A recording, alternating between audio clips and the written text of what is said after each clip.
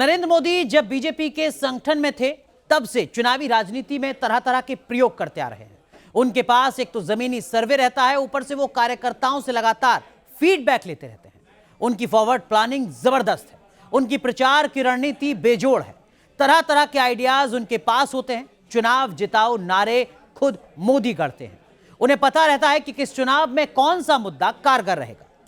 कुल मिलाकर मोदी देश की जनता की नब्ज पहचानते हैं, नब्ज पर हाथ रखते हैं, जनता की धड़कनें पढ़ लेते हैं।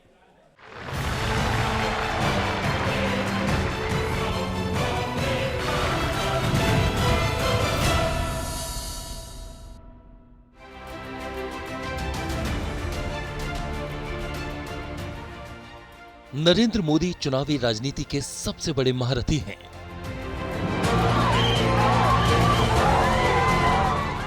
प्रधानमंत्री रहते हुए आज वो बीजेपी के सुपरस्टार प्रचारक हैं।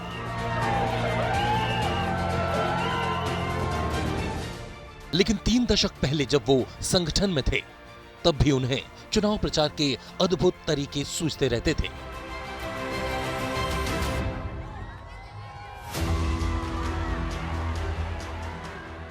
नब्बे के दशक में चुनाव अभियान के दौरान उन्होंने बच्चों के बीच ऐसी पतंगे बंटवाने का सुझाव दिया जिन पर कमल का निशान छपा हो।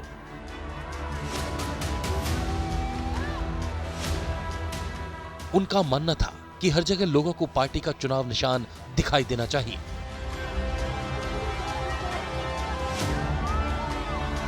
तो कम से कम ये उड़ाएंगे तो कमल का फूल तो आसमान में नजर आएगा, किसी के घर पे गिरेगा, किसी की गली में गिरेगा, तो इसका प्रचार का एक माध्यम हो जाएगा। पंजाब के एक बीजेपी प्रत्याशी को तो नरेंद्र मोदी ने प्रचार के लिए निकलते समय ऐसा मूल मंत्र दिया जिसे आज भी वो जीत की वजहों में शुमार करते हैं। इन्होंने कहा था कि जब आप एज कैंडिडेट इलेक्शन कैंपेन में जाएं तो आप जेब में टॉफियां रखें। तो जब कोई माँ ने बच्चा उठाया हो, बाप ने बच्चा उठाया हुआ हो, तो आप उसे टॉफियां दो। तो मैंने दी। उससे ये होगा कि भी बच्चा भी खुश और माँ बाप भी खुश। और इसमें देखिए छोटी सी बात है लेकिन बहुत बड़ा असर है इसमें। 1987 में गुजरात म्युनिसिपल कॉर्पोरेशन के चुनाव होने थे। गुजरात के संगठन मंत्री के तौर पर मोदी ने चुनावी मैनेजमेंट का काम संभाला।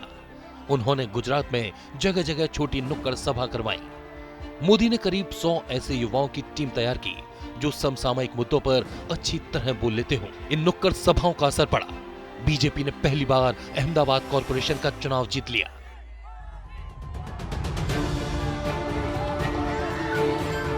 अहमदाबाद कॉर्पोरेशन का चुनाव सिर्फ एक ही सूत्र पर बना, वो नरेंद्र भाई की इमेज थी कि जो हिंदू हित की बात करेगा वही देश पे राज करेगा। और ऐसा चला कि अहमदाबाद कॉर्पोरेशन बीजेपी जीत गई। 1987 में अहमदाबाद म्युनिसिपल कॉर्पोरेशन का चुनाव जीतना गुजरात के राजनीतिक इतिहास का टर्निंग पॉइंट था। नरेंद्र मोदी की उम्र महज 37 साल की थी। उनकी रणनीति के आगे 4 दशक से सत्ता पर काबिज कांग्रेस एमएसी से बेदखल हो गई थी। 1990 के दशक की बात है। बीजेपी नेता लालकृष्ण आडवाणी की हिमाचल के सोलन में सभा थी। मोदी हिमाचल के प्रभारी थे। अब आडवाणी की सभा कैसे सुर्खियों में छाए, ये मंत्र उन्होंने बीजेपी के कार्यकर्ताओं के कान में फूंक दिया।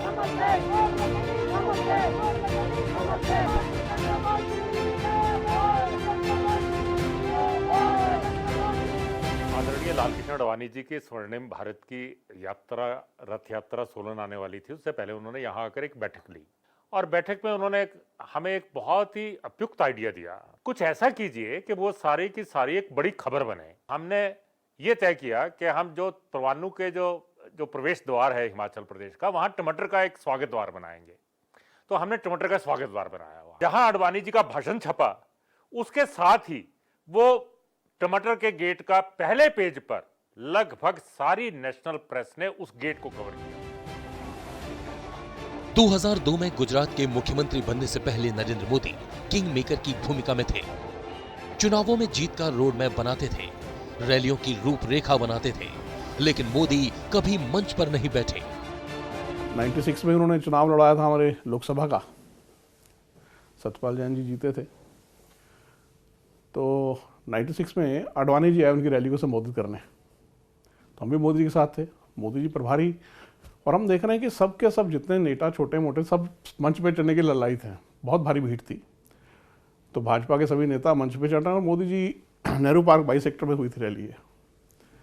पीछे डिस्पेंसरी की वॉल पे बैठे थे, बिल्कुल अखीर में, जहाँ ग्राउंड खत्म हो जाए, ग्राउंड के बाद एक वॉल थी, वॉल के बिल थी मोदी जी, महावीर जी। तो हम देख के हैरान की कमाल है जी, हम तो युवा थे उस टाइम 20-21 साल के, कि मोदी जी आप ऊपर नहीं है भैया, हम यहीं ठीक हैं, आडवाणी जी का भाषण सुनेंगे, यहीं से जाएंगे। नरेंद्र मोदी के चुनावी मैनेजमेंट में सबसे ज्यादा जोर चुनावी नारों पर रहा। चुनाव में नए नए नारे गढ़ना, ऐसे नारे जो जनता के दिल में सीधे उतर जाएं। चुनावों के लिए नारे गढ़ने में तो मोदी का कोई सानी ही नहीं रहा। 1987 अहमदाबाद म्युनिसिपल कॉर्पोरेशन के चुनाव में उन्होंने नारा दिया, मेरा घर बीजेपी का घर। मोदी का दिया स्लोगन जीतेगा गुजरात भी सुपरहिट रहा। मोदी ने गुजरात के विकास को खुद से जोड़ते हुए नारा दिया, मैं विकास हूं, मैं गुजरात हूं। 1990 के गुजरात विधानसभा चुनाव में मोदी ने नारा दिया, अयोध्या माराम पाछी आराम। 1995 में उन्होंने नारा दिया, भय भूख भ्रष्टाचार हटाओ, भाजपा लाओ। 95 में जो कांग्रेस के शासनकाल में गुजरात की जो स्थिति थी, एक तरफ माफिया राज था पूरे गुजरात में, कांग्रेस के कारण भय का एक वातावरण था, भ्रष्टाचार करप्शन बहुत चल रहा था। तो उन्होंने भय भूख भ्रष्टाचार हटाओ, भाजपा लाओ, ये स्लोगन दिया था। नरेंद्र मोदी की चुनावी रणनीति का एक बड़ा अस्त्र है उनकी फॉरवर्ड प्लानिंग। 80 और 90 के दशक में गुजरात की संगठन मंत्री रहने के दौरान मोदी की चुनावी तैयारियां विपक्ष से हमेशा 4 कदम आगे ही रहीं।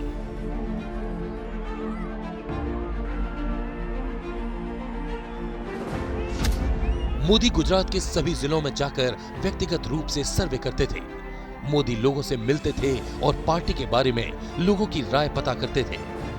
मोदी के पास बूथ लेवल का डाटा मौजूद रहता था। जब दूसरी पार्टियां चुनावी तैयारियों का खाका बना रही होती, तब तक मोदी की चुनावी तैयारियों का काम पूरा हो जाता था।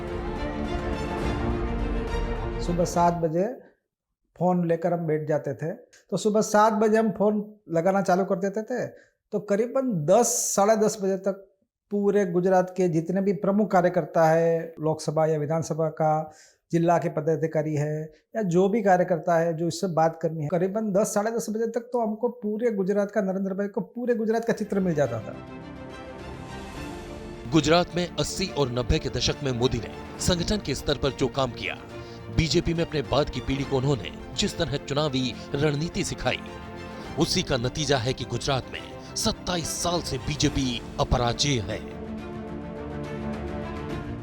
क्या है मोदी का चुनावी महामंत्र? क्यों मोदी के सामने फीकी पड़ जाती है विपक्ष की चुनावी तैयारियां? बताएंगे बस थोड़ी ही देर में। देखते रहिए हमारी खास पेशकश।